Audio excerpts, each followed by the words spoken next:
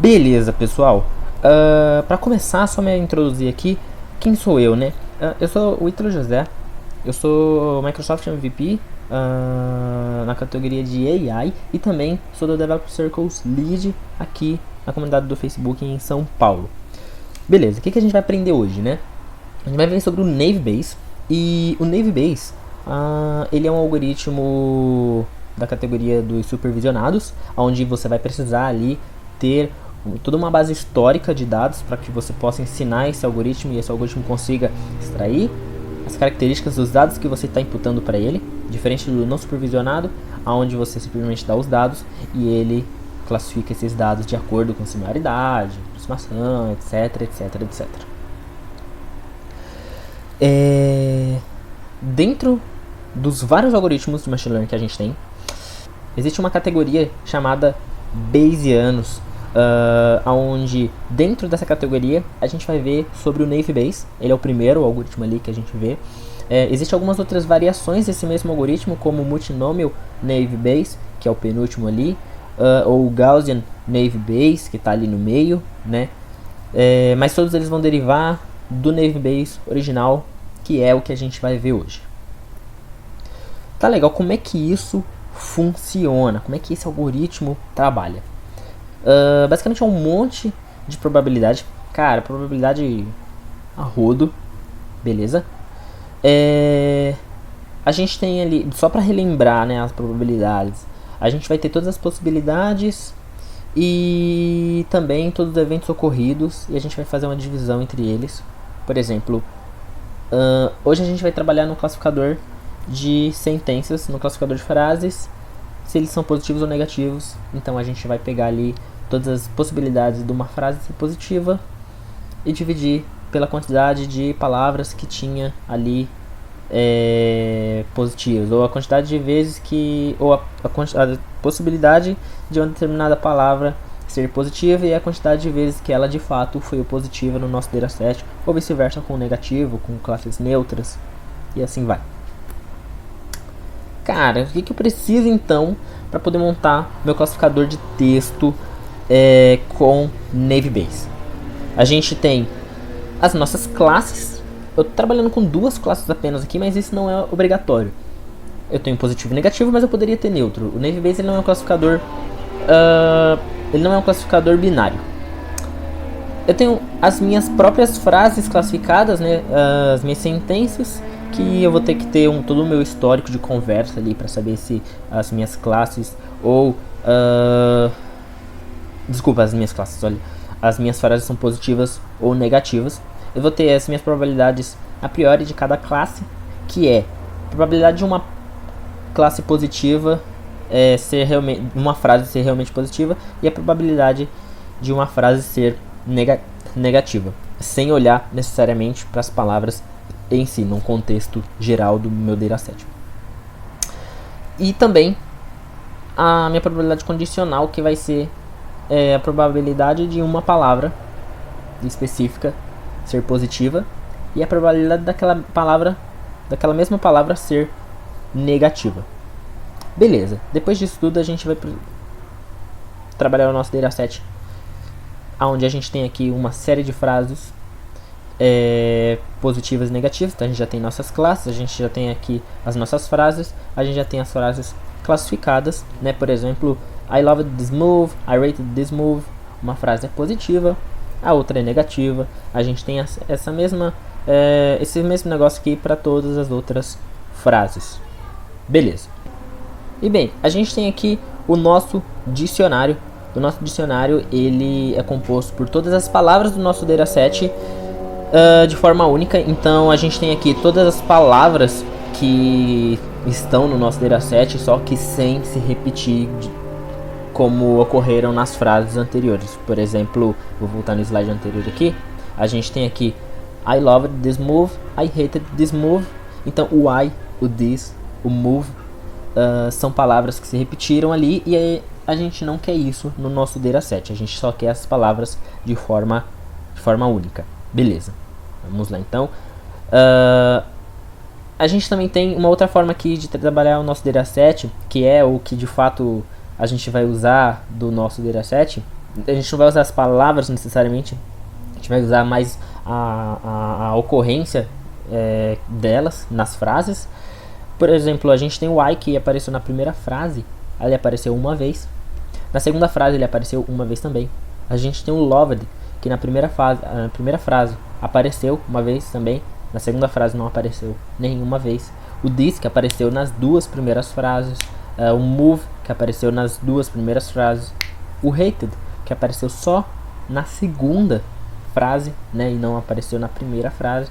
E assim por diante, com todas as frases. O move, por exemplo, na terceira frase ele apareceu mais de uma vez. Se a gente voltar lá no nosso dataset, né, a gente vai ver que na terceira frase, a great move, a good move, a palavra move apareceu duas vezes em uma frase que era positiva. Continuando aqui. Bem, a gente tem também as probabilidades de cada classe, onde a probabilidade das classes positivas vai ser de 0,6, a probabilidade ali da classe negativa, da classe negativa aparecer é de 40%. E como é que a gente fez isso? A gente pegou a quantidade de vezes que ela poderia ter ocorrido, ou seja, nós temos 5 frases no nosso dataset. Cara, existe a possibilidade de todas as frases serem positivas.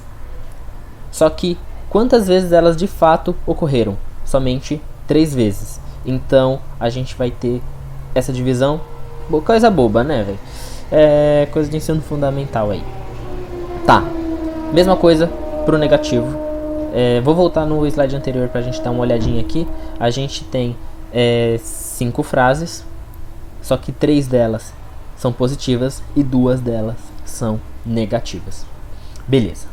E aí a gente tem... Beleza. E aí a gente vai ter a nossa probabilidade condicional de cada uma dessas palavras. A probabilidade da palavra I ser positiva, a probabilidade da palavra I ser negativa, a probabilidade da palavra loved ser positiva, a probabilidade da palavra loved ser negativa e assim por diante. E aí a gente vai fazer a seguinte continha. A gente vai ter a quantidade que aquela palavra loved, por exemplo, apareceu nas classes positivas, porque a gente está querendo ver a probabilidade da palavra loved ser positiva, mais 1, vou explicar mais para frente do porquê do mais 1. Nós temos a quantidade de vezes que ocorreram palavras atribuídas àquela determinada classe, né? E a quantidade de palavras no nosso dicionário, beleza? Isso aqui vai ficar da seguinte maneira: a palavra a, por exemplo, a probabilidade dela ser positiva vai ser 1 mais 1, porque vamos voltar aqui, o N, I, é a quantidade de vezes que aquela palavra apareceu em classes positivas. Então, em classes positivas, a palavra a apareceu uma vez. E aí a gente soma com mais 1, porque se ocorrer dessa palavra não estiver em nenhuma frase positiva, a gente não vai fazer 0 dividido por alguma coisa. E eu vou mostrar daqui a pouco para vocês isso ocorrendo.